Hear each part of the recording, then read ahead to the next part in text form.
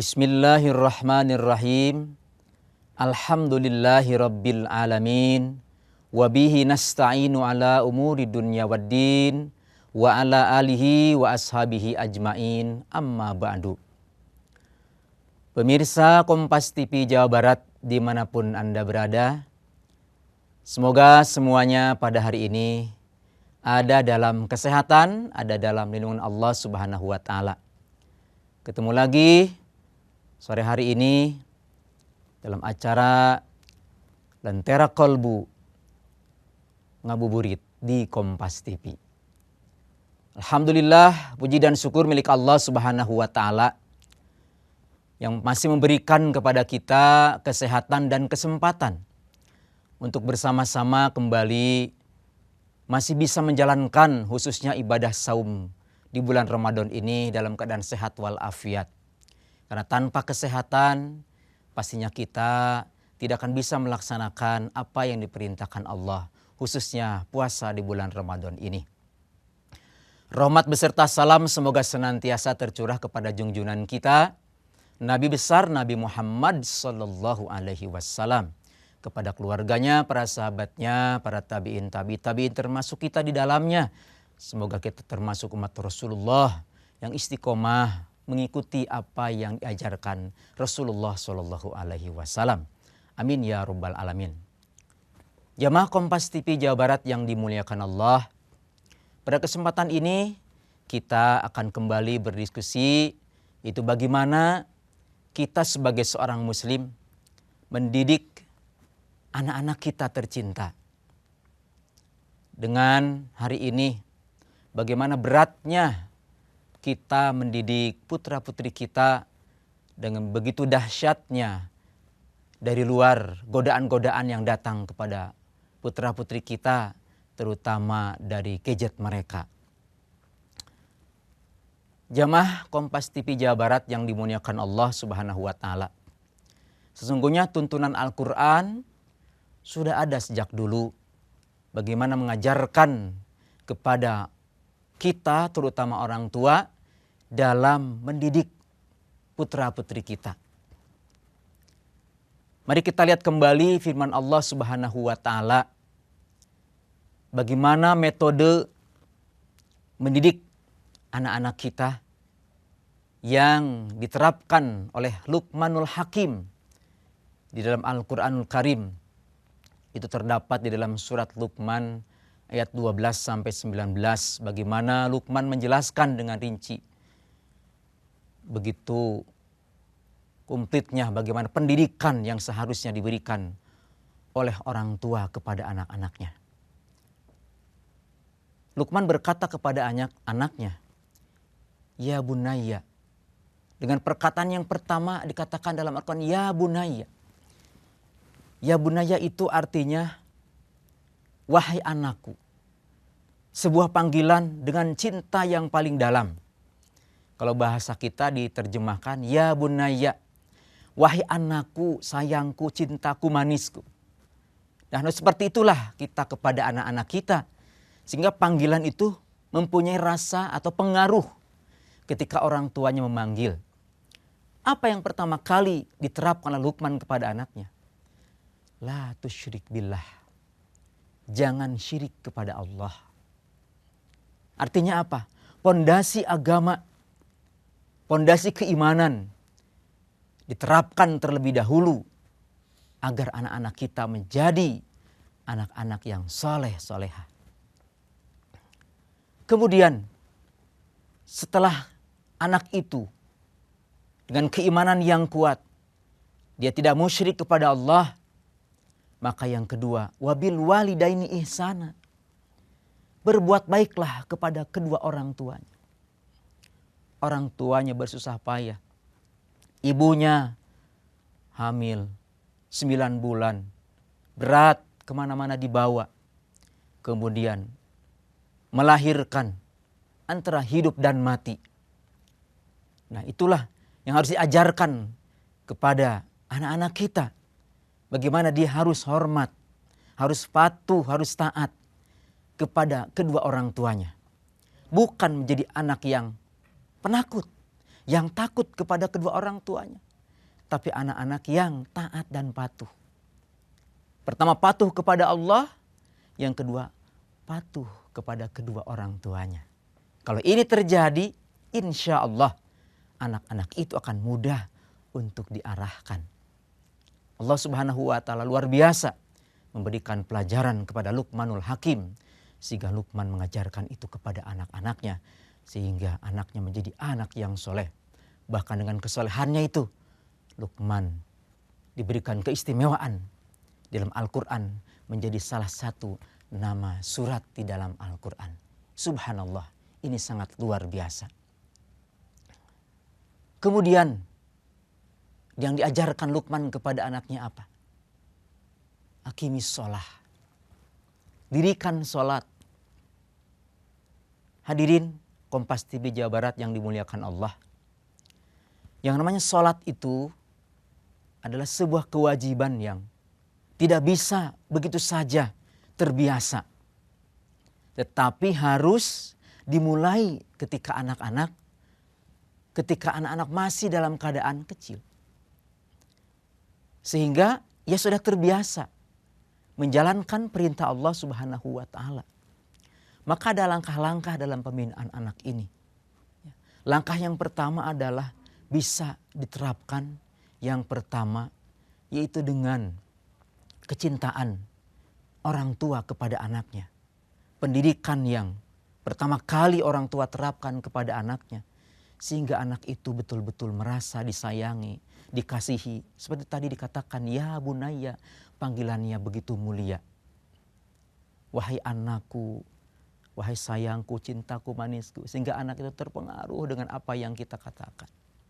Nah ini mudah-mudahan pada para orang tua yang hadir pada kesempatan ini, mari kita menjadi orang tua yang bijaksana dalam mendidik anak-anak kita.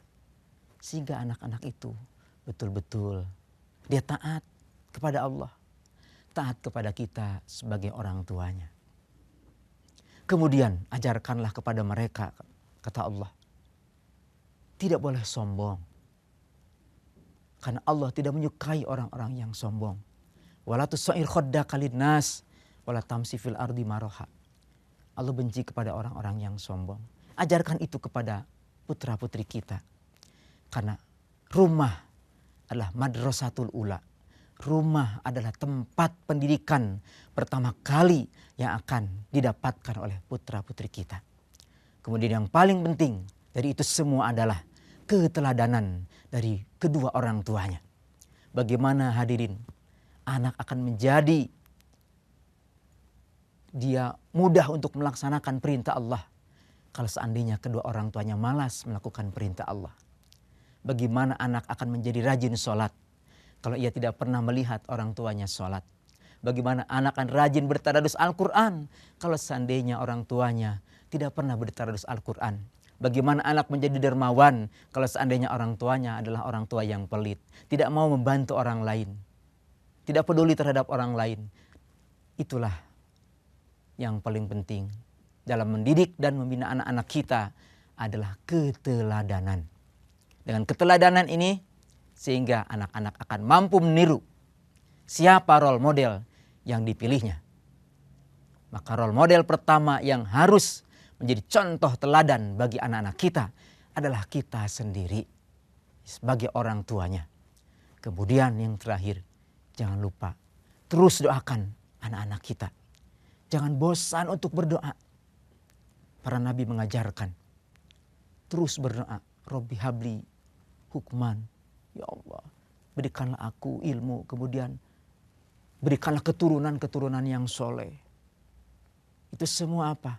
Agar anak-anak kita menjadi anak-anak yang soleh.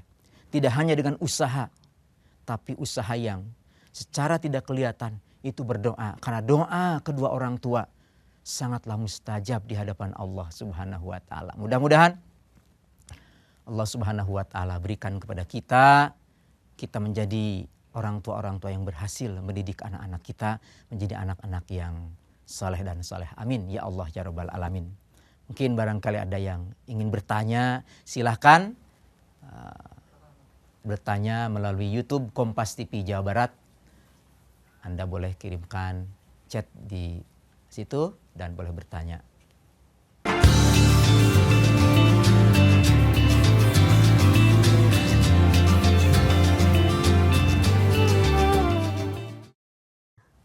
Bismillahirrahmanirrahim. Assalamualaikum warahmatullahi wabarakatuh. Waalaikumsalam warahmatullahi Ketemu lagi wabarakatuh. Pak Ustadz ya hari ini ya Alhamdulillah. dengan Sehat, Bang? Alhamdulillahirabbil alamin dengan pembahasan anak, tentang mendidik anak ya Betul. Ustadz, saya ada pertanyaan mungkin dari saya pribadi dulu. Kira-kira tadi menurut Ustadz kan adalah pentingnya sholat. Nomor satu adalah walaupun nanti yang dihisap adalah sholat dahulu yang kita dipertanyakan. Lalu yang ingin saya pertanyakan, di umur berapa bagi anak laki-laki maupun bagi anak perempuan boleh kita pukul sesuai dengan ajaran Rasulullah apabila anak-anak kita tidak mau sholat? Itu Pak Ustadz. Baik, ini pertanyaan luar biasa ya. Betul, karena sholat itu adalah amalan yang akan pertama kali ditanya di hadapan Allah Subhanahu wa taala, dan amalan yang maha penting adalah sholat. Pantas kalau Rasulullah mengatakan dalam hadisnya itu, ajarkanlah anakmu sholat ketika usia 7 tahun. Ketika sudah 10 tahun belum sholat, maka kamu boleh untuk memukulnya. Mukul di situ adalah bukan kekerasan, maksudnya mengingatkan kepada anak-anak kita bahwa pentingnya sholat. Jadi di usia 7 tahun sudah harus belajar sholat. Wajib belajar sholat. Kemudian di usia 10 tahun itu harus sudah bisa melaksanakan sholat. Jadi jangan sampai para orang tua kita terlepas gitu ya dalam momen ini. Sehingga anak baru belajar sholat pas dia di usia balik. Ini adalah terlalu telat. Seharusnya begitu anak usia balik, maka seharusnya dia sudah siap melaksanakan sholat. Ilmu sholat itu diketahui sebelum dia wajib atau balik melaksanakan sholat. Maka Rasul mengajarkan, muru auladakum bis sholah, ajari anakmu sholat di usia 7 tahun. 10 tahun kamu boleh mengingatkannya dengan cara memukul kakinya. Untuk apa? Mengingatkan bahwa kewajiban sholat itu adalah tidak bisa dianggap sepele dan harus dipentingkan. Itulah pentingnya sholat, sehingga Rasulullah mengajarkan seperti itu, betapa anak-anak itu harus diajarkan pada saat kecil. Agar apa? Agar mereka sudah dewasa, sudah terbiasa. Karena itulah sholat kewajiban yang akan terus ya dilaksanakan sampai akhir hayat. Allah, Masya Allah, tabarakallah. Terima kasih Pak Ustadz. Ini ada pertanyaan lagi nih Pak Ustadz. Pak Ustadz, dalam Islam umur berapakah sebaiknya anak dipisahkan tidur dari orang tuanya? Ya, sebelum ke situ ya, kalau kita lihat di luar negeri ini ya, di luar negeri itu kadang-kadang dari bayi sudah dipisahkan. Kadang-kadang sudah dipisahkan. Dari ilmu psikologi katanya bahwa anak itu dipisahkan boleh mulai dari usia 7 tahun, 8 tahun itu sudah mulai dipisahkan. Ya, dari sudah punya kamar sendiri agar dia bisa menata gitu ya kamarnya sehingga dia lebih dewasa. Ternyata memang tadi dari hasil Rasulullah mengajarkan bagaimana harus mengajarkan sholat di usia 7 tahun, itu juga berimbas kepada bagaimana mereka itu harus dipisahkan di tempat tidurnya dari orang tuanya. Kenapa? Supaya nanti anak itu sudah lebih dewasa. Dalam usia seperti itu dia sudah, oh ternyata ini loh diajarin oleh orang tuanya. Dalam usia 7 tahun ternyata sudah diajar sholat. Dalam usia 7 tahun sudah dipisahkan tempat tidurnya. Minimal lah usia SD kalau hari ini ya, itu sudah mulai untuk dipisahkan. Sehingga anak-anak itu dia merasa tanggung jawab kepada dirinya.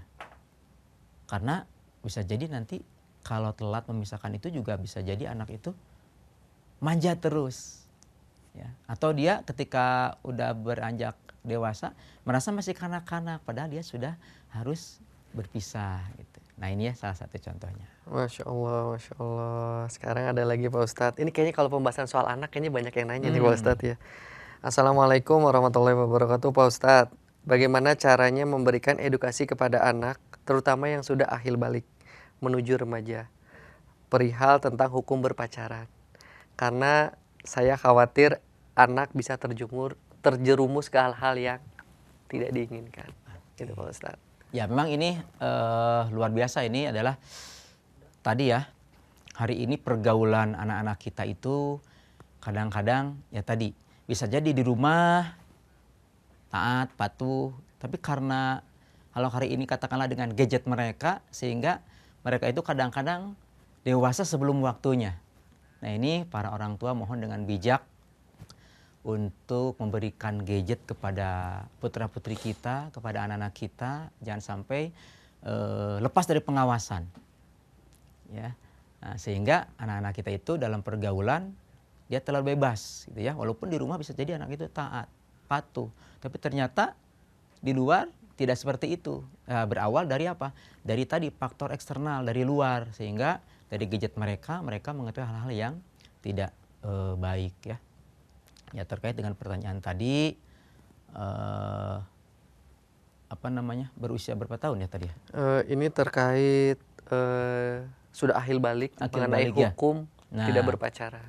Maka disinilah kedua orang tua itu harus sering berdiskusi. Intinya berdiskusi dengan anaknya. Ya. Diskusi sehingga anak itu nanti ada teman ngobrol. Jadi dalam satu sisi orang tua itu, dia sebagai orang tua, dalam satu sisi juga dia bisa sebagai teman curhat kalau sekarang. Ya, silakan berdiskusi, ngobrol dengan orang tua, jelaskan ya bagaimana akhlak-akhlak gitu. Apalagi hari ini ya, betul yang tadi dipertanyakan tentang pacaran, ya jelaskan. Pacaran itu sebenarnya seperti apa? Ada nggak pacaran menurut Islam? Ya, Islam tidak mengajarkan yang namanya pacaran, ya, gitu.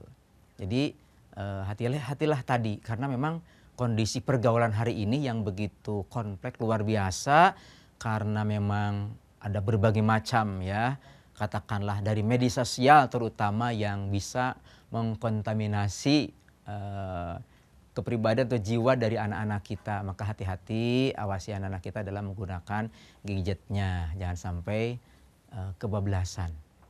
Jangankan begitu, sekarang mah bayi saja kadang-kadang sudah hafal gadget. Betul. Ya. Betul Pak Ustadz.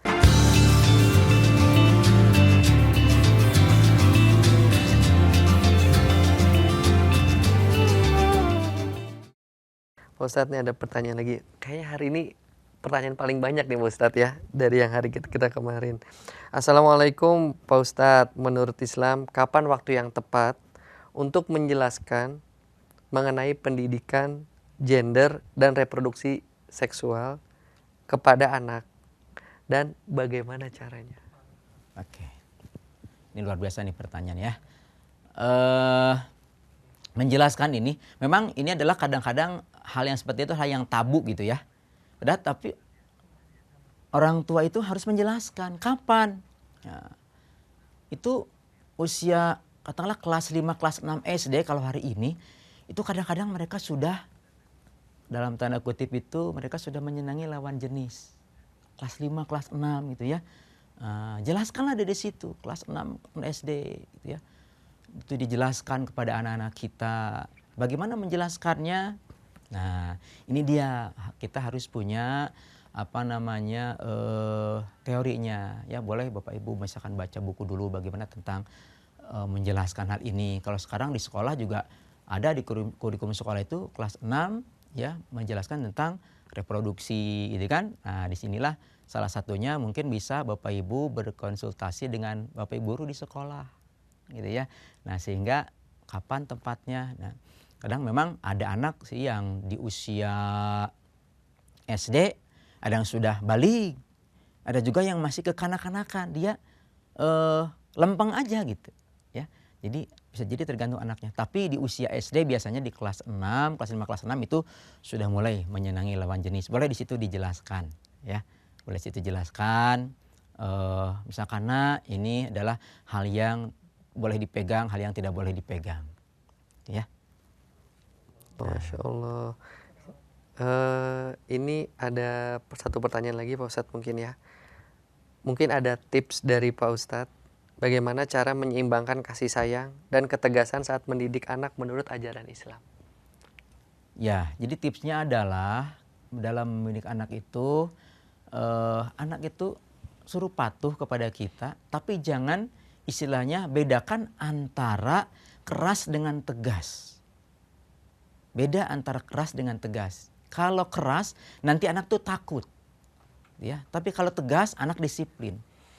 Nah, kadang orang tua pingin anaknya itu bagus, gitu kan, taat, tapi dengan cara kekerasan. Nah, tadi ingat apa yang diajarkan oleh Luqman, ya bunayya, dengan panggilan yang mulia, ya, sehingga anak-anak itu dia merasa senang, merasa dihormati oleh anak-anak, oleh orang tuanya, gitu ya. Itu mungkin ya yang bisa dibahas pada kesempatan ini. Ternyata ada lagi, Pak Ustadz. Ada lagi. Ada lagi nih, Pak Ustadz. Bagaimana caranya supaya anak tidak membantah kepada orang tua? Nah, terutama intinya adalah keteladanan. Ya, keteladanan kita dalam mendidik anak itu. Keteladanan aja dulu. Ya, sehingga anak menjadikan kita sebagai role model yang baik, ya. Nah, gitu. Kemudian tadi jangan lupa terus doakan anak-anak kita agar anak-anak kita menjadi anak-anak yang soleh. Jangan bosan. Dalam tanda kutip, walaupun anak kita nakal, kita terus doakan doa yang terbaik. Jangan sampai sekali-kali orang tua berkata yang tidak benar terhadap anaknya. Gitu ya. Karena mungkin ini berkaitan dengan waktu juga, ya, insya Allah mungkin di lain kesempatan, betul, ya, kita coba untuk berdiskusi kembali, karena ini sangat menarik sebenarnya, tapi memang waktu kita yang terbatas pada kesempatan ini.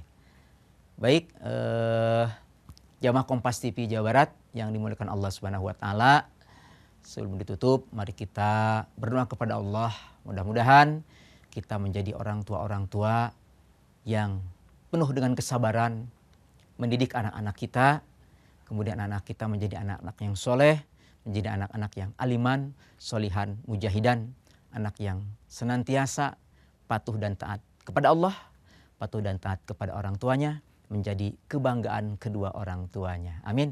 Ya Allah, ya Rabbal Alamin. Demikian yang bisa disampaikan pada kesempatan kali ini.